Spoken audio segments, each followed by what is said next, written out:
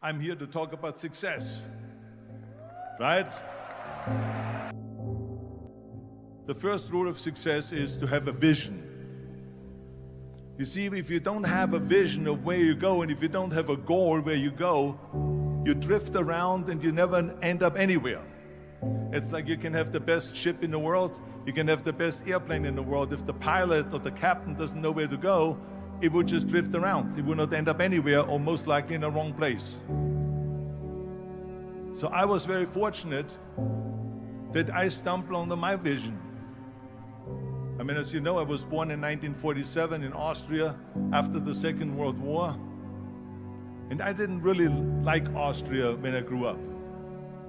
I couldn't wait to get out of there. I couldn't see myself becoming a farmer or a worker in a factory or anything like that, even though my parents wanted me to stay there and have a normal life. My father wanted me to become a police officer like he was. My mother wanted me just to stay there and marry a girl with the name of Heidi, hopefully,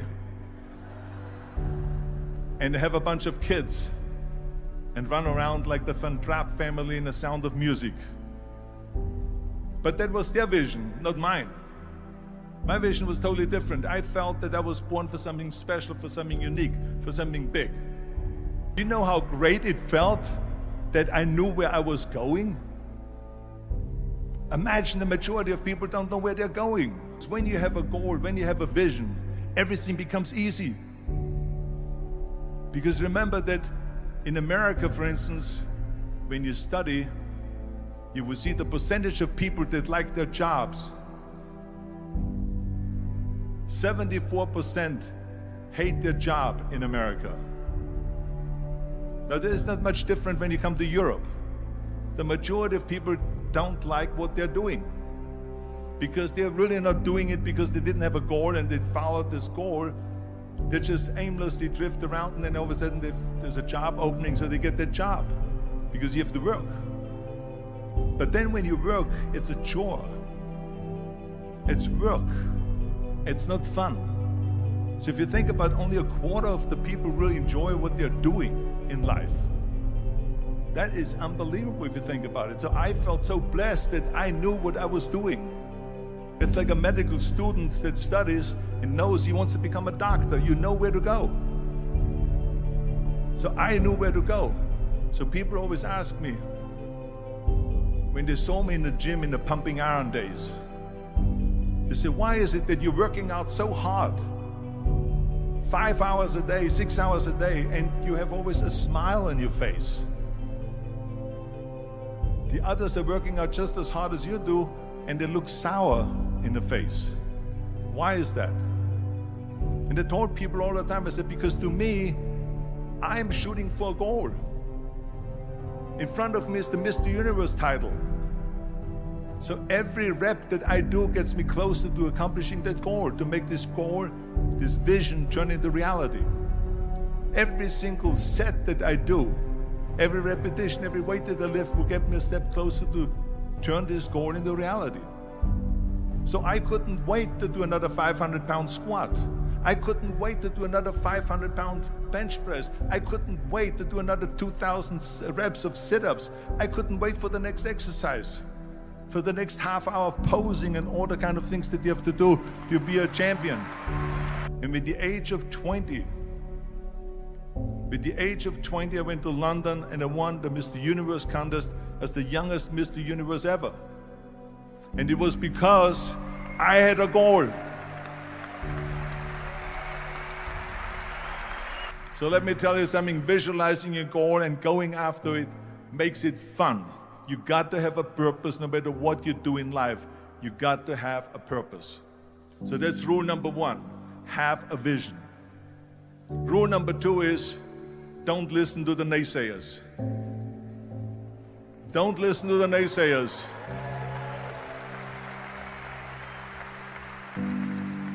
Everything I ever did, the thing that I heard out of people's mouth was, that's impossible.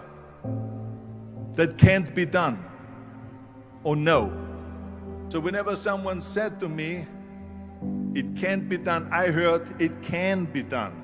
When they said no, I heard yes. And when they said it's impossible, I heard it is possible. I'm a strong believer of what Nelson Mandela said, that everything is always impossible until someone does it. Well, I'm gonna be the one, I said to myself, I'm gonna do it and I'm gonna show it to them. Maybe it has never been done before. That's perfectly fine with me. But I'm gonna do it. And I did not listen to the naysayers. The next thing, the third point that I'm gonna make to you is, before we sit down with Jürgen and talk about the rest of the three, is work your ass off. There is no magic pill. There is no magic out there. You cannot get around. You have to work and work and work. And it drives me crazy when people say they don't have enough time to go to the gym for 45 minutes a day and work out. Or to do something for 45 minutes to an hour a day to improve. If it is physically improve or if it is mentally to improve. Imagine you read 1 hour a day about history. How much you will learn after 365 hours in 1 year. Think about if you study about the history of musicians, of composers, how much you would know. Imagine if you would work on a business, on some business that you want to develop every day for an hour. Imagine how further along you will go and get. So it drives me nuts because when people say we don't have the time, we have 24 hours a day. We sleep 6 hours a day, so that gives you still 18 hours. Now there's someone shaking their head out here in front. They say probably, I don't sleep 6 hours, I sleep 8 hours, right? Or just sleep faster.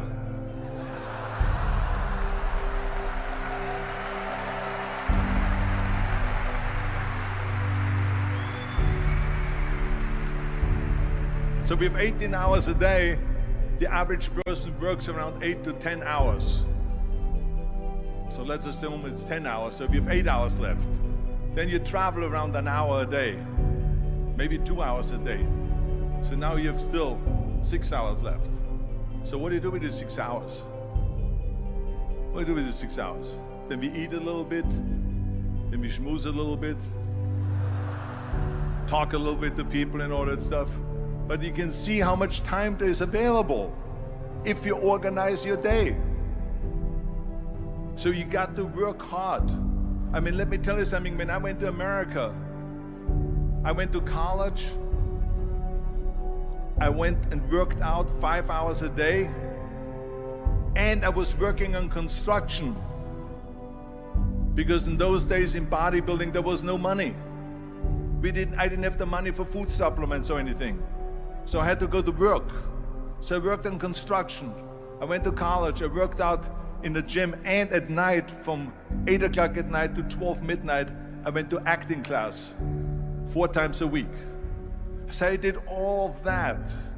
There was not one single minute that I wasted. I became very friendly with Muhammad Ali in the 70s. And Muhammad Ali worked his butt off. And I saw it firsthand.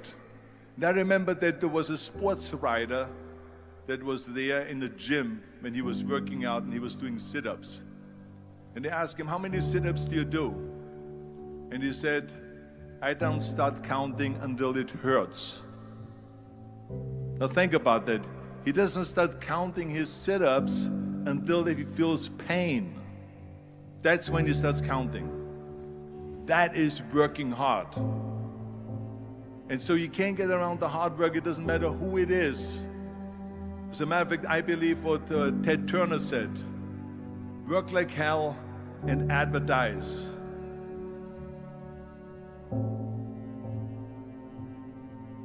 You get it? Work like hell, go to bed, and early to rise, work like hell and advertise.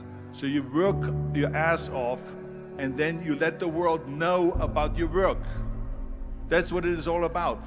Let people know. If you have a company, if you have a movie, if you do a sports, work your ass off, but then advertise and let everyone know. I hate plan B. And I tell you why. Because we have so many doubters, as I've said earlier, the no-sayers. We have so many of those people that say no and you can't do it, it's impossible. That is okay because we just turn off, as I said earlier, and we listen and we hear the no being a yes. You can't do it, you can do it, and all of that. So that is possible to do that amongst all the negative people around you. But when you start doubting yourself, that's very dangerous. Because now what you're basically saying is that if my plan doesn't work, I have a fallback plan, I have a plan B. And that means that you start thinking about plan B, and every thought that you put into plan B, you're taking away now that thought and that energy from plan A.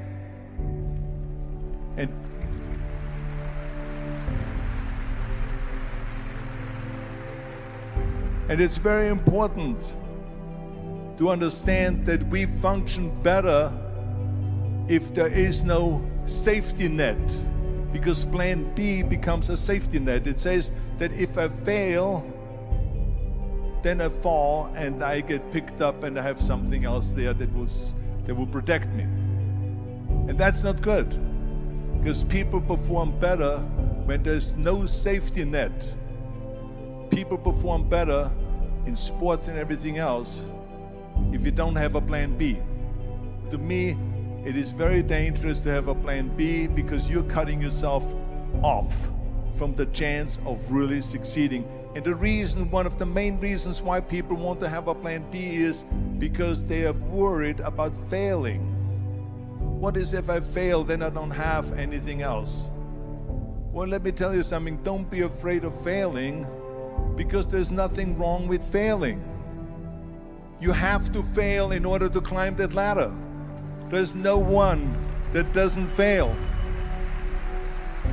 We all fail.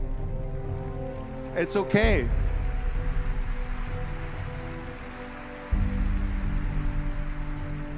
What is not okay is that when you fail, you stay down. Whoever stays down is a loser.